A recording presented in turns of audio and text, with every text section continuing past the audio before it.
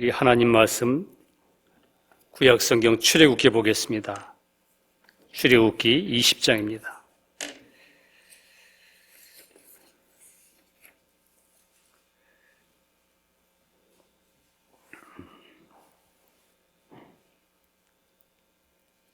(20장) 15절 113페이지.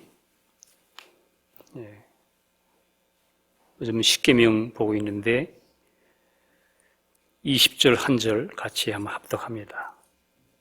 20장 15절입니다. 시작. 도적질 하지 말지니라. 아멘.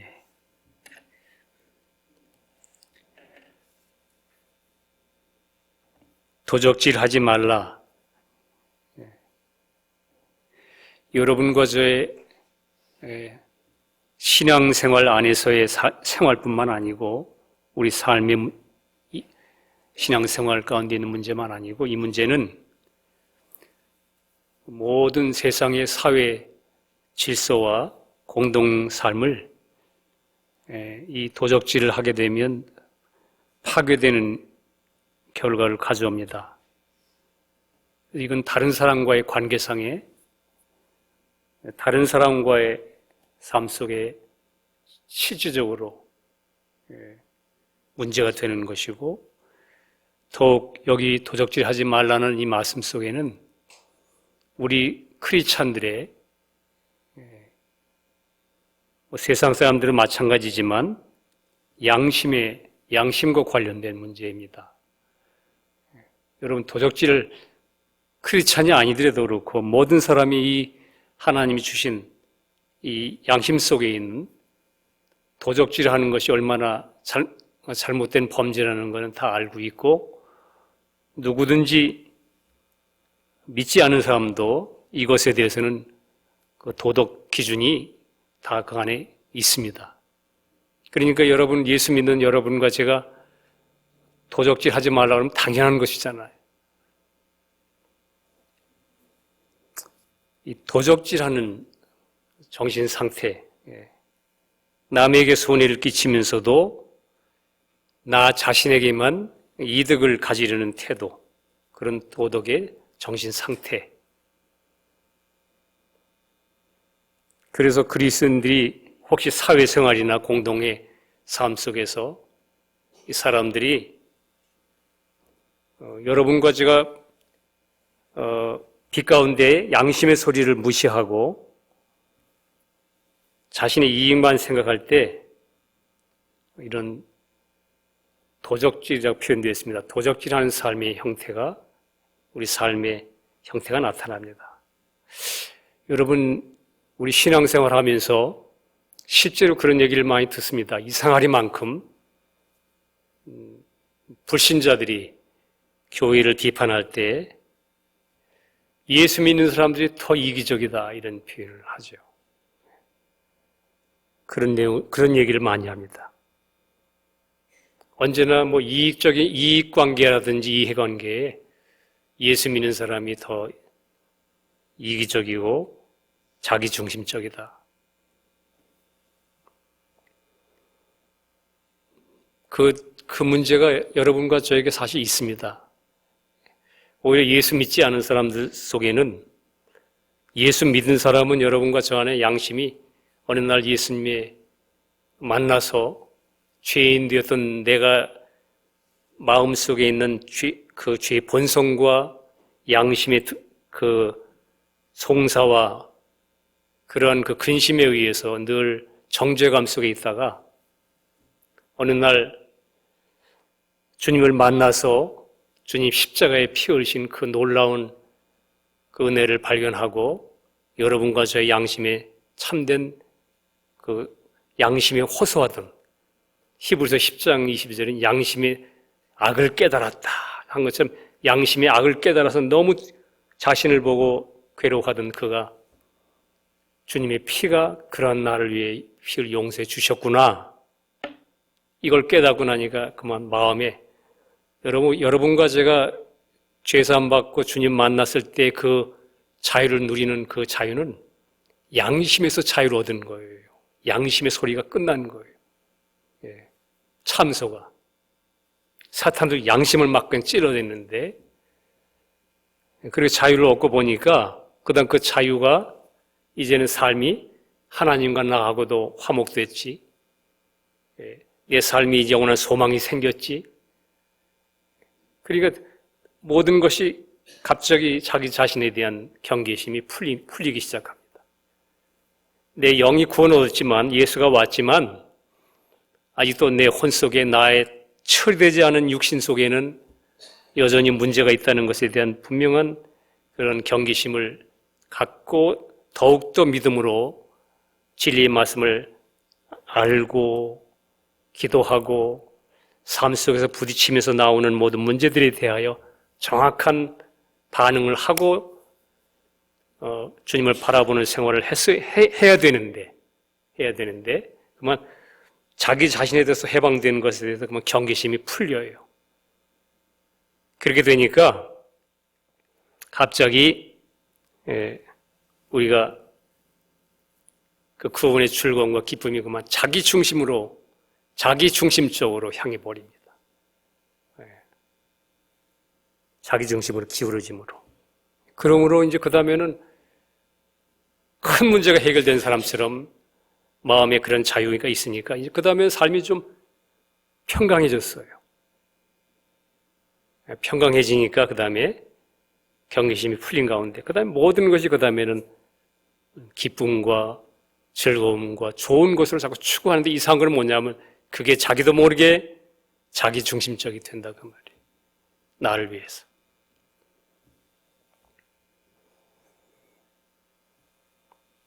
여러분과 제가 예수 만나기 전에 그런 죄의 본성으로 말미암은 율법과 하나님 말씀과 사탄의 그 고발이 공격이 너 죄인이다, 네가 잘못됐다 하는 그런 양심을 계속 참소하다가 예수님의 피로 말미암아 해방 같은 이후에 평강을 얻은 이후에 사실은 여러분과 제가 예수 믿기 전에 여러분 예수 믿기 전에도 사람에게는 양심이 있습니다.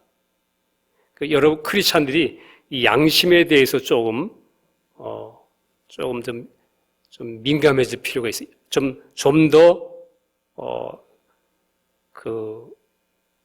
아주 밝아지. 왜냐하면 여러분과 이제 구원 얻으면 처음에는 죄 때문에 참소를 당해서 사실 양심이 굉장히 위축됐었어요.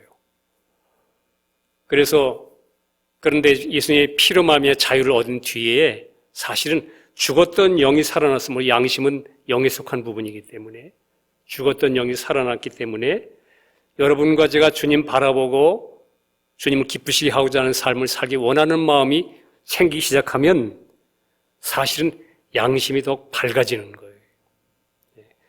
양심이 더욱 밝아지고 빛이 강해지기 때문에 그 다음에 오히려 구원 얻기 전보다 구원 얻은 이후에 우리 자신이 더 이제 보이게 되는 거예요. 밝히.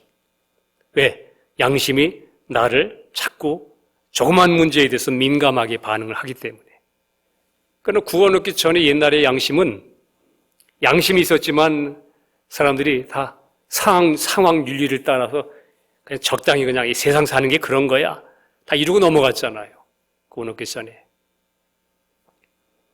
그러나 크리스천들이 예수 믿은 이후에 사실은 이 양심의 소리에 사실은 민감해져야 됩니다. 그 말은 무슨 어떤 율법적인 그런 걸 말하는 게 아니에요.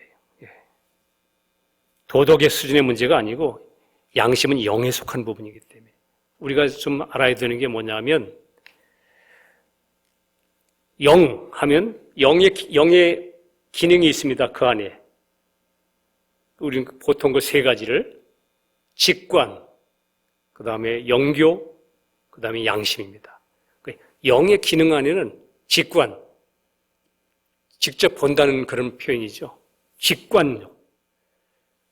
이렇게 우리의 지성을 가지고 이렇게 설명해서 아는 게 아니고 그냥 직관적으로 여러분과 제가 구원하는 순간 하나님을 막 설명해서 하는 게 아니고 안 믿어졌던 그 하나님이 직접 보는 것처럼 그 하나님을 바라보는 심령이 생기고 내 마음에 그 하나님이 그 천국이 믿어지고 그 보는 마음이 생기는 거예요. 소경됐던 내가 눈이 떠진 것처럼 직관이 있고 그 다음에 교통. 이제 옛날에는 하나님과 나하고 이렇게 아버지, 내가 괴롭습니다. 고백하고 이렇게 하나님 말씀을 가지고 나하고 이렇게 주고받을 수 있는 대화에 그런 것이 옛날에는 없었지만 그러나 이제는 내가 구원 얻으면 영이 살아나면 이 영의 기능 중에 그를 알 수 있는 것과 그 다음에 그분을 바라보고 대화하고 내 마음속에 주님의 이름을 부르고 교통할 수 있는 게 있고 그 다음 또 하나가 양심입니다. 양심. 여러분 양심은 영에 속한 거예요. 그러니까 여러분과 제가 신앙생활하면서 양심에 대하여 우리가 주의하는 것이 사실은 성령을 쫓는 것이 여러분과 제가 성령의 인도에 대하여 우리가 민감해질 수 있는 거예요. 그 양심에 대하여 우리가 좀 한 번, 두 번 무시하기 시작하면 그 소리를 무시하기 시작하면 그 다음에 성령의 음성이 성령님이 여러분과 저를 인도하는 소리가 점점 작아지게 됩니다. 우리 혼의 기능도 있잖아요. 여러분 혼의 기능 잘 알잖아요. 혼은 우리 지정의, 우리 너무 잘 아는 생각, 감정, 의지. 그런 것처럼 이 양심은 영에 속한 것입니다. 그래서 여러분과 제가 신앙생활 구원 얻었어도 구원 얻은 이후에 하나님이 우리를 인도하실 때에 어떤 형제 자매 간에 부딪히거나 어떤 말을 사용했을 때, 언어를 사용했을 때 어떤 때는 내가 옳은 소리를 했는데도 마음 양심 속에서 불안하고 평강하지 않고 무언가 나에게 지적하는 소리가 있을 때 있어요. 그럴 때 이것이 잘못됐다고 판단이 되면 그 소리, 영의 소리니까, 영의 기능이니까 내가 클리어하지 않으면은 그에게 찾아가서 나 마음은 이랬는데 잘못된 것 같습니다. 이렇게 말해서 주님 앞에서 내가 그걸 양심을 처리하는 것이 신앙생활을 해야 됩니다. 그래야만 점점 양심이 점점 빛이 밝아짐으로 말미암아 이제는 우리 삶 속에 조그마한 부분에 대해서도 성령의 인도를 받을 수가 있는 겁니다. 양심은 절대적으로 특징이 뭐냐면 거짓말을 못합니다. 또 양심은 배워서 되는 게 아니에요. 여러분 배운다고 양심이 이렇게 반응하고 저렇게 반응하나요? 아까 말씀드렸지만 양심은 영의 기능입니다. 하나님의 이 로마서에는 그걸 마음에 새긴 율법이다 이렇게 말했어요. 양심을. 마음에 새긴 율법이다. 그런데 지금 여기 나타난 이런 도적질 하지 말라 이런 거는 우리 외적으로 이 삶을 살아가는데 외적으로 마음에 새긴 율법이 아니고 하나님이 우리 도덕적인 삶의 생활의 도덕률로 주셨잖아요. 근데 그거를 우리 내적으로는 바울이 마음에 새긴 율법이다 이렇게 말하는 거예요. 그 말은 뭐냐면 우리를 우리가 잘못했다, 잘됐다, 하지 마라 이렇게 그 내 마음에 있는 율법, 그 양심이 그걸 가르친다는 거예요. 그러니까 여러분과 제가 구원 얻으면 양심이 죄악, 멸망, 그 참소, 두려움 이런 것에서 우리를 해방되지만 우리가 계속 그 양심은 여러분의 삶을 인도합니다. 그러니까 내가 아무리 정당하게 이건 내가 잘못하지 않았어 그러고 자기가 알리바이를 막 만들어도 여러분 사람이 범죄하거나 잘못됐을 때는 이 속에서는 쿵쾅쿵쾅 하는 거예요. 양심에다 대고 막 선은 이렇고 후는 이렇고 막 가르쳐도 양심은 죄에 대해서만 민감합니다. 죄. 죄가 성립되지 않고 하나님의 뜻에서 벗어나는 그런 삶이 되지 않을 때는 양심은 너무 편안해요. 주님과 나 사이에 양심은 조용합니다. 아무 반응이 없어요. 근데 여러분과 제 안에 잘못이 드러날 때,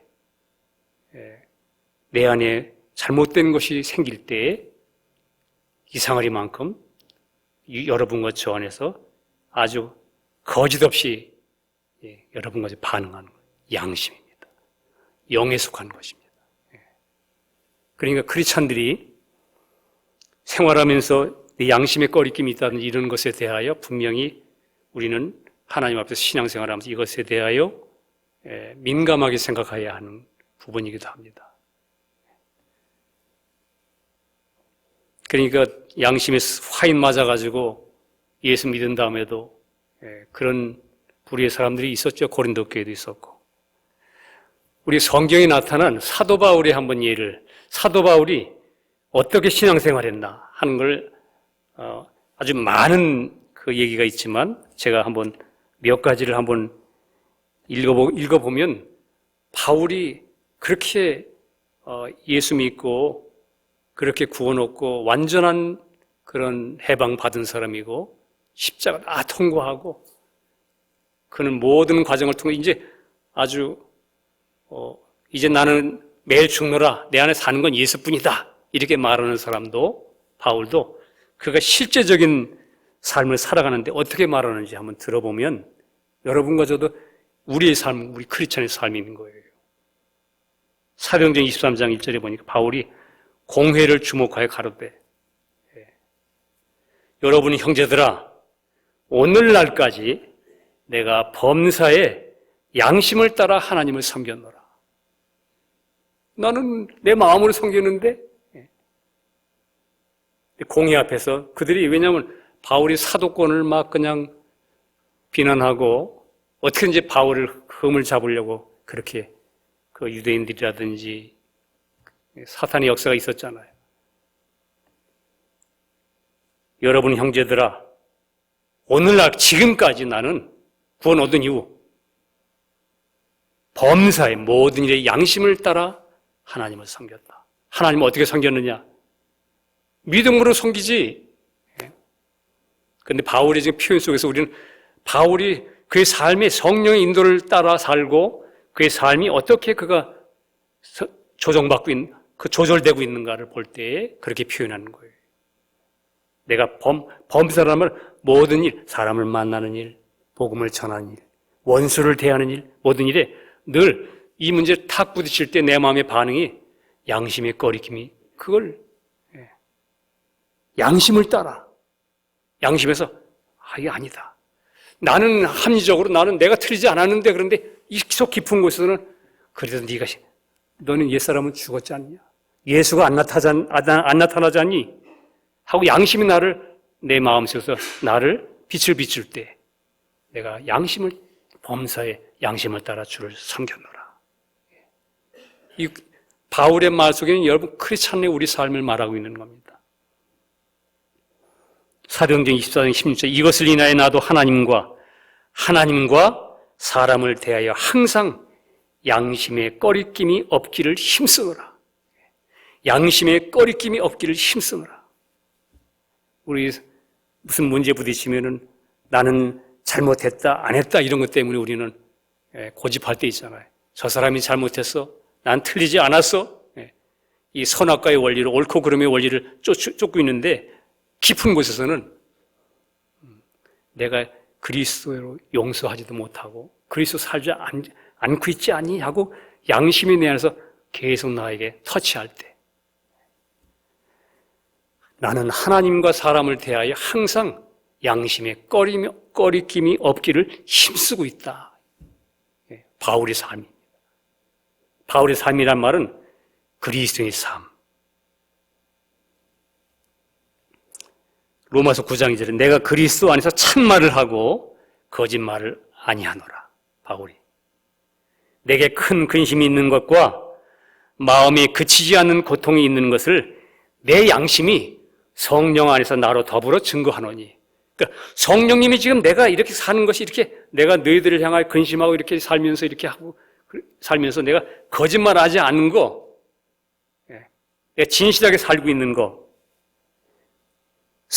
내 양심이 성령 안에서 나로 더불어 증거하노니. 그러니까 성령님이 내 안에서 나를 지금 네가 가는 것이 맞다, 성령을 쫓고 있다 하는 이거 증거하는 게 뭐냐면 양심이 거기에 같이 간다는 거예요.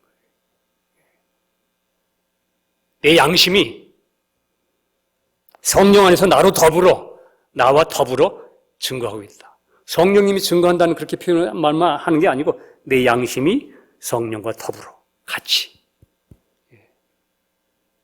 여러분이 여러분과 제가 점점 거룩한 사람으로, 구별된 사람으로, 이게 예수를 사는 거냐 육신을 사는 거냐 이것에 대한 구별된 거기에 영적인 위치에서 보면 영의 기능, 양심이 작동하고 있단 말이에요. 오늘 거짓말, 도적질 하지 말라는 게 사실은 우리 신약 시대인 여러분과 저에게는 도적질 하지 말라는 말이 양심과 관리. 왜냐하면 양심이 파괴되면 우린 다 도적질하는 거예요. 그렇게 돼 있어요 원래. 또 바울이 고린도전서 10장 29절에 내가 말한 양심은 너희의 것이 아니요, 양심은 네 것이 아니다, 남의 것이니 어찌해 내 자유가 남의 양심으로 말미암아 판단을 받으리요. 만약에 다른 사람이 날 보고 그분의 양심이 저건 아닌데 이렇게 생각한다면 내 자유가 남의 양심으로 말미암아 판단을 받으리요. 근데 여기 표현이 내가 말하는 양심은 너희 것이 아닌 남의 것이니. 그러니까 여러분과 제가 이 양심이 항상 관계 속에서 있단 말이에요. 여러분과 제가. 디모데전서 1장 5절엔 경계의 목적은 청결한 마음과, 그래서 마음과 양심을 구분하고 있어요. 청결한 마음과 그 다음에 선한 양심과 거짓 없는 거짓 없는 믿음으로 나는 사랑이거늘. 청결한 마음, 선한 양심, 거짓 없는 믿음. 이게 크리스찬 경계, 여러분과 제가 신앙생활을 하나님 말씀을 의지하고 믿고 주님을 따라가면서 우리가 늘 깨어서 경계하며 가는 우리 삶은 청결한 마음. 청결한 마음이라는 건 사실 깨끗한 마음이 뭐죠? 주님만 바라보는 거. 한 마음, 두 마음을 품은 게 아니고 주님만 바라보는 내 마음이 자기 자신을 의지하는, 우리 여러분과 저는 여전히 부족하잖아요. 우리 자신 속에는 선한 게 없잖아요.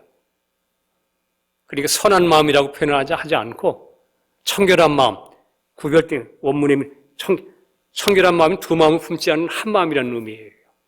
마음이 청결한 자는 복이 있나니 저는 하나님을 볼 것이며 그렇게 되어 있잖아요. 청결한 마음과 선한 양심, 마음과 양심을 구별했죠. 내 마음이 편안해, 내 마음이 어떻게 말하지만 바울은 자기 삶 속에 양심을 따로 구별했어요. 그 다음에 거짓 없는 믿음. 여러분과 제가 예수 믿은 이후에 정말 예수가 믿어지잖아요. 거짓말이 아닌 믿어지는 믿음 속에 사는 거. 디모데전서 1장 19절에는 믿음을 떠난 사람에 대해 이렇게 말합니다. 믿음과 착한 양심을 가지라. 믿음도 갖고 믿음과 착한 양심을 가지라. 어떤 이들이 이 양심을 버렸고 그 믿음에 관하여는 파선하였느니라. 믿음과 선한 양심을 가지라. 어떤 사람은 그 양심 버렸고 믿음에 관하여는 파선. 그러니까 여러분, 양심이 파괴되면 양심이 상하거나 양심의 문제가 되면 믿음도 역시 같이 문제가 되는 거예요. 사실은. 여러분, 양심에서 불편하면 사실 주님께 마음속에 근심이 있잖아요. 직분을 세우는 데도 이렇게 말합니다. 직분자 세울 때 너희들 디모데전서 3장 9절에 깨끗한 양심에 믿음의 비밀을 가진 자라 할지니라. 그 사람이 교회 섬기는 자냐? 믿음의 비밀을 가졌을 뿐만 아니고 깨끗한 양심을 가진 자라야 된다. 여러분, 우리가 이 바울이 바울이 표현은 더 많이 있습니다. 양심에 관해서. 우리는 그 많이 놓쳤죠. 지금 제가 얘기를 하니까 양심을 저렇게 바울은 자기 생활 속에 저렇게 양심을 굉장한 비중을 두고 얘기하는 이런 생각을 가지고 우리는 계속 믿음에 자꾸 초점을 주다 보니까 실제적인 문제에 부딪히면 여러분과 제가 믿음을 행사하는 것보다 내 자신 속에 발견되는 게 양심의 소리가 있잖아요. 이것 때문에 여러분과 제가 고통을 느낄 때 갑자기 믿음이 위축되는 거예요. 주님 안 바라봐지고 나만 바라봐지고. 왜냐하면 참소하는 게 여러분과 제 양심을 공격하기 때문에. 여러분이 신앙생활하면서 때때로 설명할 수 없는 불안과 평강이 없을 때가 있습니다. 많은 경우에 왜 그러냐면 양심이 불안해하는 거예요. 우리는 그냥 그걸 정확히 표현하면 양심이 불안한 거예요. 마음이 불안하다. 우리는 통칭 마음이라고 표현하지만 우리가 성경에 있는 그대로 하나님 말씀은 살았고 운동력이 있어서 혼과 영과 골수를 찔러 쪼개 다 이렇게 영에도 직관이 있고 영교가 있고 양심이 있고 혼에도 지정의가 딱 이렇게 있는 것처럼 우리가 신앙생활의 평강을 잃었을 때는 분명히 양심이 불안해하기 때문입니다. 내가 무엇인가 해야 되는데 안 했다는 의식이 나의 양심을 찌르기 때문에. 그래서 여러분과 제가 양심의 소리가 만약에 잘못됐다고 말했을 때 그것에 대하여 주님을 향해서 바라보고 우리는 사람에게 대한 문제라면 우리가 시인하고 용서를 구해야 됩니다. 그렇게 하고 우리가 또 그런 것이 발견되지 않고 기도해보는데 기도하는데 주님 내가 왜 이렇게 나는지 모르겠습니다. 이렇게 좀 마음이 불안하고 뭔가 설명할 수 없는 어떤 어둠이 있습니다. 주님 앞에 나가서 여러분과 제가 그대로 고백하고 그걸 알려주기를 기도해야 돼요. 왜냐하면 때때로 나는 실제로는 그런 잘못을 범하지 않았는데도 불구하고 이 악한 어둠의 권세들, 사탄들이, 마귀들이 우리의 마음을, 어둠의 권세들이 우리의 마음을 누르기 때문에 그렇습니다. 어떤 때. 그렇기 때문에 기도하고 내가 사람과의 관계 속에 별로 그런 것이 생각나지도 않고 그럴 때는 주님 십자가 앞에 나가서 예수 그리스도의 피를 의지하여 선포해야 됩니다. 주님이 나를 위해서 해놓으신 피, 예수님의 피. 하나님이 그 피를 보고 여러분과 저를 참수하지 않거든요. 하나님이 참수하지 않아요. 그 피가 여러분과 저에 대한 모든 것에 대한 대답을 예수님의 피가 저 사람의 죄와 허물에서 내가 다 이미 이 피로 다 씻었습니다. 아버지. 그 하나님이 여러분과 저를 보고 우리를 보고 우리 내 아들아 이렇게 하신 게 아니고 피를 보고 유월절 넘어가신 거거든요. 그러니까 하나님에게 문제가 없어요. 하나님에게. 그리고 여러분과 저는 만약에 내가 잘못된 것이 없다. 양심에도 내가 누구에게 없고 주님께 기도했는데도 내가 주님이 생각나게 하시는 게 없다. 그렇다면 원수로구나. 원수가 나의 마음을 주님 바라보지 못하게 하려고 내가 이렇게 공격하는구나. 이렇게 알고 예수님의 피를 의지해 십자가 앞에 나가 주님 이름으로 주님 나는 주님이 나를 구원하신 은혜를 찬양합니다. 하고 주님이 승리하신 승리를 선포하고 여러분과 제가 말씀을 의지하여 담대히 보좌 앞에 나가야 됩니다. 뭘 의지하여? 피를 의지하여. 그러나 만약 양심이 알잖아요. 어떤 때는 오늘 누구랑 어디 모임에 가서 대화를 하고 왔는데 내가 너무 언성이 높았어. 나 옳은 소리를 했는데 왠지 마음에 그게 좀 꺼리깁니다. 그러면 여러분과 저는 주님 앞에 주님, 내가 좀 아직도 내 혼이 자기 자랑으로 꽉 차고 내 의로 꽉 차서 내가 여전히 내가 나를 주장하고 이런 게 있습니다. 하고 주님 겸손히 고백하고 나중에 만났을 때 나가 이러이러했다는 것을 간증함으로 하나님께 영광을 돌리고 나는 그런 가운데 거리낌이 되는 양심을 처리함으로 여러분과 제 속사람이 더욱 강해지는 거예요. 확대되는 거예요. 그래서 우리 신앙생활에 이 양심의 소리는 굉장히 중요한 부분을 차지합니다. 이건 율법이 아닙니다. 영에 속한 기능이에요.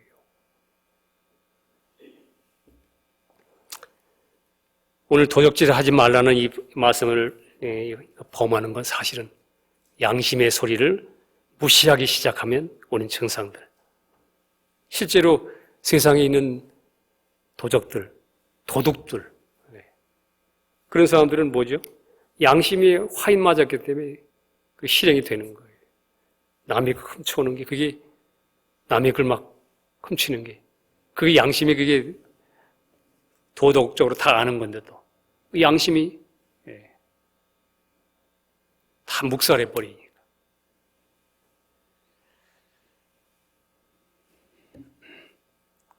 우리 또 예수 믿는 사람들이 또 알아야 하는 거, 도적이 되는 범위 많지요. 우리 옛날에 정 목사님과도 그런 말씀들 나누고 교제하고 여러분 설교를 들었을 텐데, 도적질하는 범위, 부당한 이득을 추구하는 것, 부당한 이득을 막 얻으려고 하는 것, 예를 들자면 도박 같은 거. 그러니까 그거는 사실은 여러분 그걸 하다 보면 우리 양심 많이 더럽혀져요. 말하자면 때가 타요. 장사를 하는데 너무 지나치게 가격을 선정해서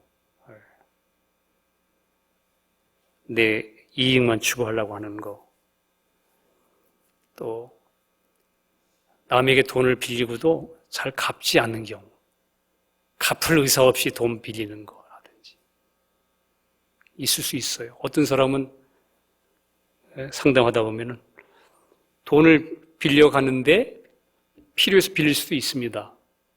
삶 속에 워낙 당장 급했기 때문에. 그런데 마음 깊은 곳에 돌려줄 마음이 그렇게, 사실 양심이 좀 민감해지면 다른 무엇보다도 내게 좀 조건이 주어지면 제일 먼저 그게 해결을 해야 되는 게, 그게 마음의 움직임이어야 되는 게, 우리 정상적인 크리스찬의 성령의 인도를 따라 주님을, 내 안에 계신 주님과 하나 되어가는 사람이 나타나는 영적인 하나의 걸음인데 그냥 무뎌집니다. 아, 내가 언제 있다 나 깜빡했네 이러면서 갚을 의사가 없는 경우, 이것도 어떤 면에서는 여러분과의 도적질의 성질에 들어가는 범위죠. 우리 세금 신고하지 않는 거, 또 뭐 11조 얘기도 나오고, 요즘은 또 11조에 대한 이상한 얘기도 뭐 좀 있어요. 안 내도 된다, 11조는 오늘은 그런 강조하지 않겠습니다. 하나님과 나 사이에, 하나님이 나의 삶에 나를 구원하시고 이 땅에 나를 태어나게 하시고 나를 구원하시고 나의 삶의 모든 것, 시간, 삶, 재능, 재물, 모든 것이 하나님으로부터 온 것이라고, 하나님의 은혜로 된 것이라는 양심에서의 분명한 믿음이 형성됐다면 여러분 그분께 다 드려도 나 같은 죄인을 구원하신 그분에게 여러분과 제가 못 드릴 게 뭐 있습니까? 11조가 문제가 돼야 됩니까? 그렇게 크게? 생활이 어려워서 어떤 때 우리는 그런 걸 어려움을 겪기도 합니다. 그런 육신의 어떤 그런 것은 있지만, 그러나 11조도 여러분과 제가 하나님과 나의 분명한 신앙의 관계에서 영적인 문제예요. 관계에 있는 거예요. 남의 것을 함부로 사용하는, 내가 이거 옛날에 목사님 한번 설교 들으면서 제가 옛날에 우리 아이들과 함께 무슨 맥도날드든지 이런 데 갔을 때 휴지를 제가 필요한 만큼 가져와야 되는데, 저도 그냥 딱 잡으면 그냥 어떤 데는 이렇게 뭉텅이로 잡혀요. 그럼 쑥 가져오니까 이걸 그냥 가지고 와요. 와가지고는 이제 뭐 먹고 그러면 휴지가 많이 가져왔으니까 남잖아요. 요만큼 남잖아요. 그러니까 이걸 거기다 낄 수도 없고 갖다 버릴 수도 없고 그러니까 어떤 데는 제가 그냥 주머니다 그냥 아유 이거 버릴 수도 없으니까 그랬던 기억이 몇 번 있었어요. 남의 것을 함부로 사용을 한 거. 필요한 만큼만 사용해야 되는데. 물건 살 때 무조건 깎는 거. 근데 사실은 제가 이런 얘기를 성도들과 교제하면서 우리 동남아에는 물건을 그냥 무조건 배 여행을 하다 보면 그냥 곱빼기로다가 값을 부른대요. 그래서 그건 안 깎으면 그거는 완전히 사기를 당하는 거라고. 물론 그런 경우 있습니다. 그것에 대해 우리가 알고 있으니까 그렇지만 우리 마음이 무조건 어떻게든지 나는 싸게 좋은 걸 싸게 사겠다는 것으로 그런 것에 내 마음이 치심될 때 우리 마음이 우리 양심을 좀 어둡게 합니다. 그래서 잠언 20장 14절에 사는 자가 물건이 좋지 못하다 하다가 돌아간 후에는 자랑하느니라. 야, 내가 비싼 거 싸게 샀다. 잠언서에 아주 우리 인간 본질을 아주 핵심을 두드렸어. 또 여러분과 제가 남의 명예를 깎아내리는 거, 남의 인격을 이렇게 끌어내리는 거, 그것도 남의 인격을 어떤 면에서는 여러분과 제가 험담함으로 도적질하는 것이다. 고린도후서 5장 11절에 바울이 우리가 주의 두려우심을 알므로 사람을 권하노니 우리가 하나님 앞에 알리워졌고 우리가 하나님 앞에 알리워졌고 또 너희의 양심에도 알리워졌기를 바라노라. 바울 삶이 어떤 것인지 보게 되죠. 주의 두려우심을 알므로 사람을 권하노니 우리가 하나님 앞에도 알리워졌고 또한 우리 너희의 양심에도 알리워졌기를 바라노라. 참 그러니까 우리가 이 양심의 문제가 이 민감한 여러분과 저 안에 나에게 녹화한 이 소리 그것에 대해서 얼마나 이것이 우리 크리스찬의 삶에 중요한 한 영적인 부분이라는 것. 바울의 삶 속에서 우리가 보게 됩니다. 여러분과 제가 만약에 주님의 말씀을 따라서 그런 적은 소리, 적은 부분에 대해 꺼리낌이 없고 순종하는 법을 배우기 시작하면 여러분과 제 속심령이 강해집니다. 점점 커집니다. 담대하게 됩니다. 그리고 그 다음에는 여러분과 저 안에 생명과 평강으로 말미암은 삶 속에 자유가 넘치고 빛이 충만하게 됩니다. 신앙 성장은 여러분과 저희 겉사람이 깨지고 우리 속 사람의 믿음이 자라는 것인데 매일매일 사람들과의 관계 속에서 우리 성령의 빛 아래에서 우리의 양심이 밝아지고 어둠이 되고 여러분과 저의 참소가 있고 무엇인가 내 안에 있을 때는 가장 첫 번째는 뭐냐면 그게 양심과 관련이 있어요. 양심. 왜냐하면 이 양심은 가장 우리 크리스찬의 삶 속에 우리에게 가장 우리를 어떤 옳게 가고 있나 성령을 쫓아 살고 있나 하는 그런 것에 대해서 민감하게 우리 안에서 터치하는 부분이기 때문에 그렇습니다. 꺼리낌이 있다든지 이렇게 될 때 우리는 마음이 어두워지면 믿음이 약해지고 우리 믿음이 자라는 건 물론 하루아침에 되지는 않지요. 여러분과 제가 우리가 믿음으로 하나님의 자녀가 되는 것은 믿는 순간 여러분과 저는 하나님의 자녀가 됩니다. 그렇지만 하나님의 자녀다움이 되는 것은 매일매일이기 때문에 매일매일 어린이 되는 시간이 필요하지요. 여러분과 저가. 그러니까 매일매일 이 바울이 말한 것처럼 삶 속에 나는 양심을 따라 이런 표현을 한 거예요. 나는 하나님 앞에도 알려졌기를 바라고 너희 양심에도 알려졌기를 바라고. 그러니까 같이 무엇인가 하나님의 뜻을 알아가고 점점 주님의 인격을 닮아가는 일에 바울은 늘 그 부분을 조명하고 있었던 거예요. 그러니까 양심은 너 안 된다, 틀렸다, 잘못했다고 자꾸 내 마음속에서, 왜냐하면 이 양심은 가르쳐주는 게 아니거든요. 히브리서 10장에 우리가 양심의 악을 깨닫고 맑은 물로 씻었으니 이렇게 표현합니다. 양심은 악을 깨닫는 것이에요. 양심은 죄는 이런 거고 이렇게 죄를 지으면 죄야 이렇게 배우는 것이 아니에요. 양심이란 기능은 배워서 된 기관이 아니고 그냥 깨닫는 것이에요. 양심에서 그렇구나, 내가 죄인이구나. 여러분과 제가 내가 죄인이구나 항복하는 게 설교 듣고서, 맨날 설교 듣고서 막 가르쳤더니 여러분과 저희 이 지성이, 생각이 그걸 배워서 날마다 듣고 생각이 배워서 내가 죄인이구나 이렇게 되는 게 아니고, 맨날 듣던 말씀, 내 지성이 알고 내 생각이 다 이 지적으로 많이 듣고 쌓여 지식이, 죄가 이런 것이다 쌓였던 지식이 어느 날 그게 성령의 역사로 말미암아 양심을 탁 하고 양심을 찌르는 순간에 양심에서 으악, 내가 이 죄인이구나.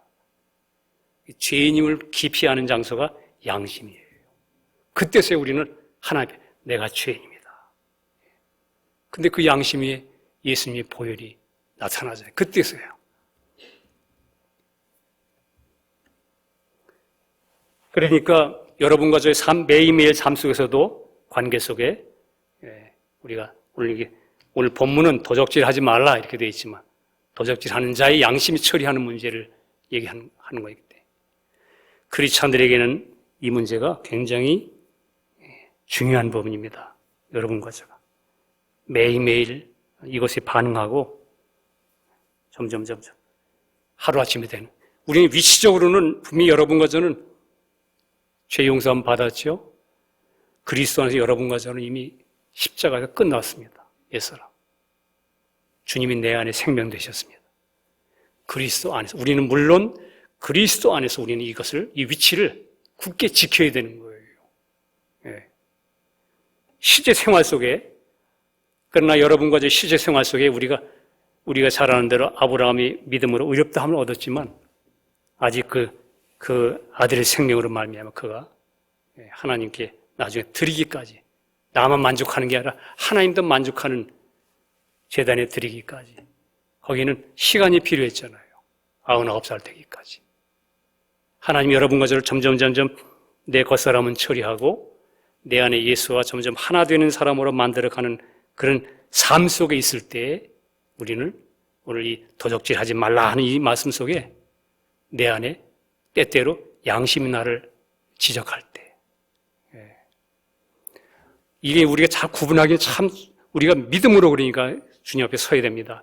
항상 예수님 옆에 나갈 때 피를 의지해야 돼요. 왜냐하면 사단이 양심을 그냥 고발할 때가 있어요. 그래서 제가 아까 말씀드렸죠. 주님 앞에 내가 분명히 나는 모르겠어. 어떤 사람과 관계, 왜 이런지 모르겠어. 이렇게 갑자기 어두워졌지. 내가 마음이 이렇게 좀 불안하지. 뭔가 좀 주님 앞에서 기쁨이 사라졌지. 기도하는데 생각이 안 나. 도저히 모르겠네. 그렇다면 주님 가르쳐줄 것을 믿고 여러분과 저는 그 다음에는 이 사탄과 마귀들에 대하여 예수님 피로 대적해야 된다고. 그래서 늘 이 양심이 보호되어야 되는 거예요. 그러니까 여러분과 저 안에 우리 에베소 6장에 영적 전쟁에 대해서 말했잖아요. 우리 싸움은 혈과 육이 아니다. 악의 영들에 대함이라. 그것은 믿음의 방패를 가지고 의의 흉배를 붙이고, 왜 자꾸 우리 마음, 양심을 공격하니까 의의 흉배는 가슴에 붙이는 거예요. 갑옷 가슴 딱 붙이는 게 있잖아요.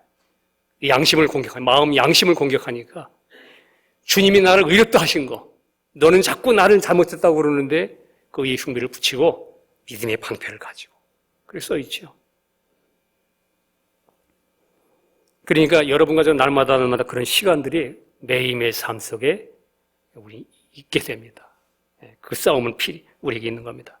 만약에 우리가 그냥 나 다 됐으니까 그냥 하고 내 마음을 그냥 열어버리면 여러분과 제가 쏟게 됩니다. 성경에 그만 읽고 구약 성경에 가나안 땅 정복 할 때에 적을 쫓아내는 것으로 적을 다 쫓아내야 된다.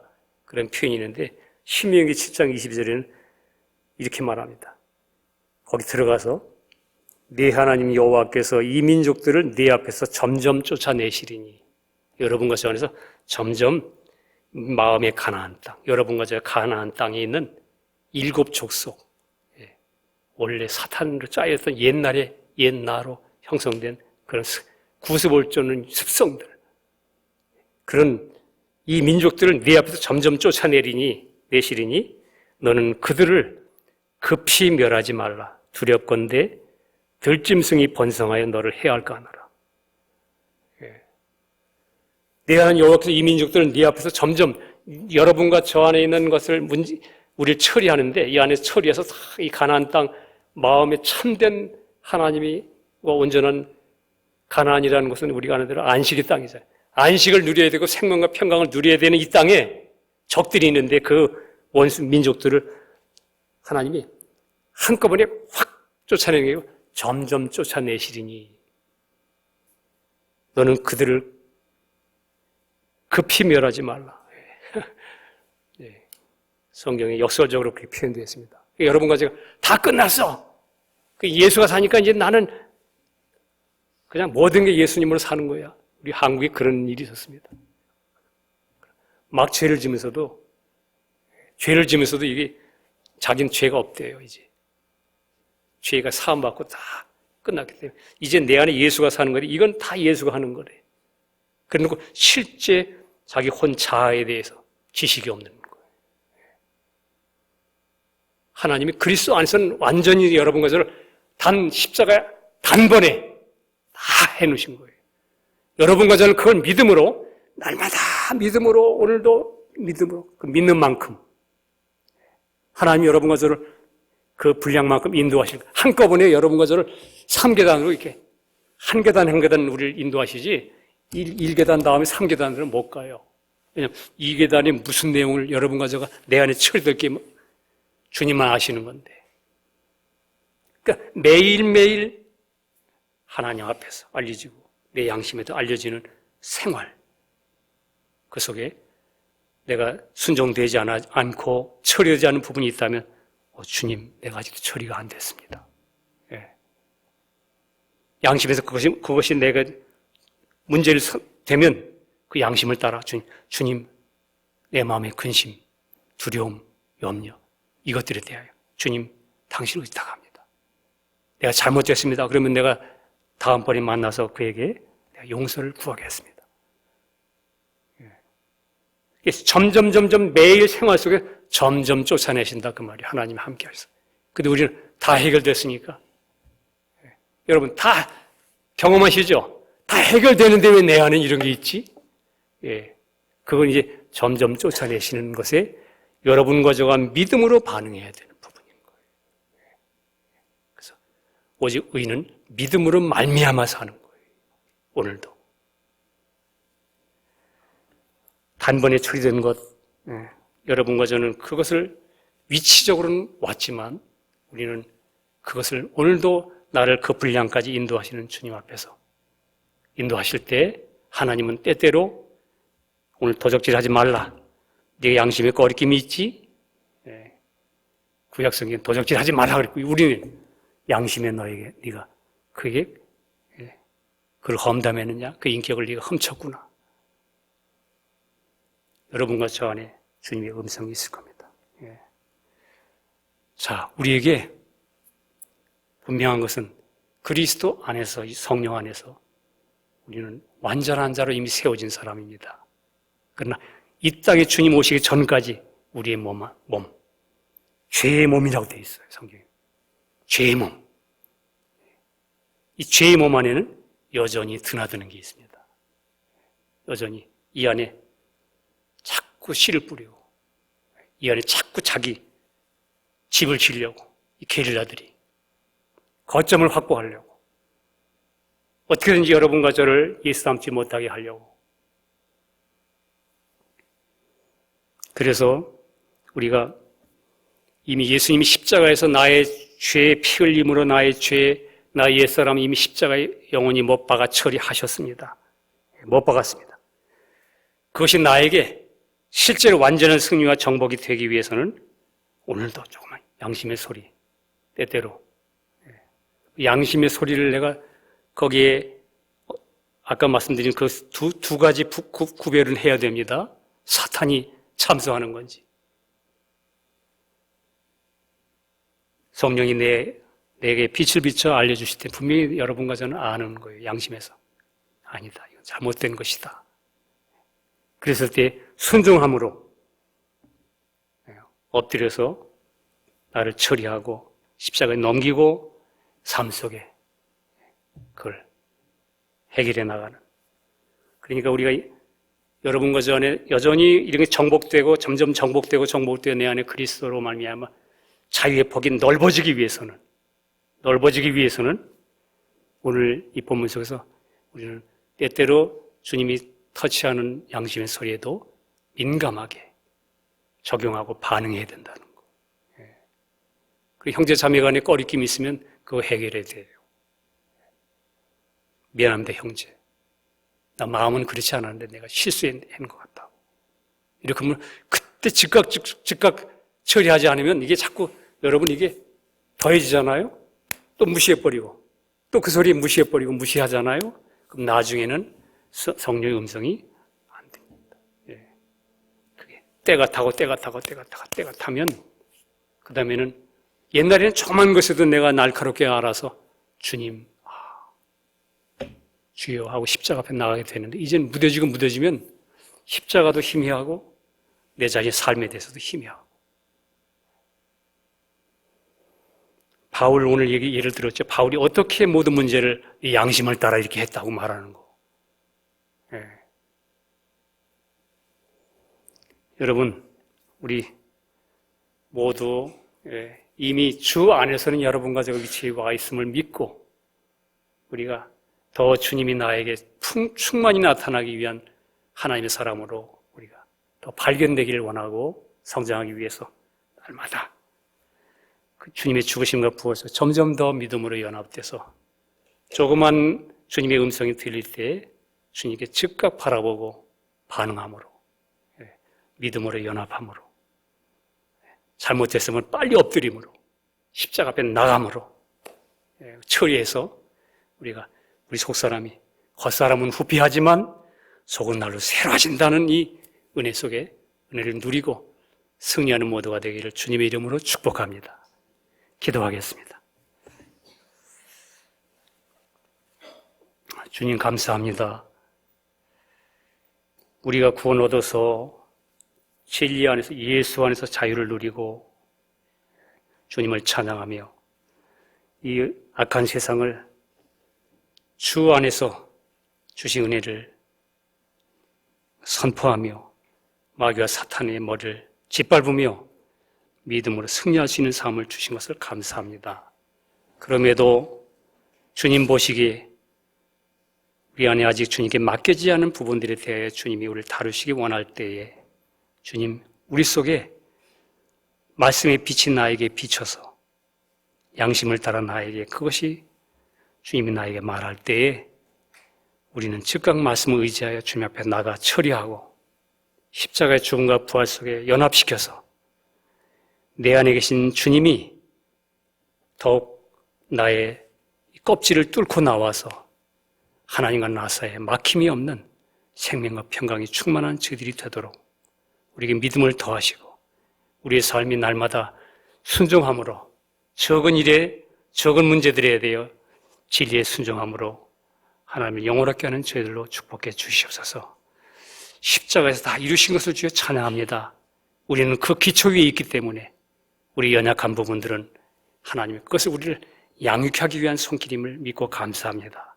끝까지 믿음의 주요 온전케 하신 주님만 바라보고 날마다 주님 앞으로 달려가는 저희들로 삼아 주시옵소서. 감사드리고 예수님 이름으로 기도합니다. 아멘.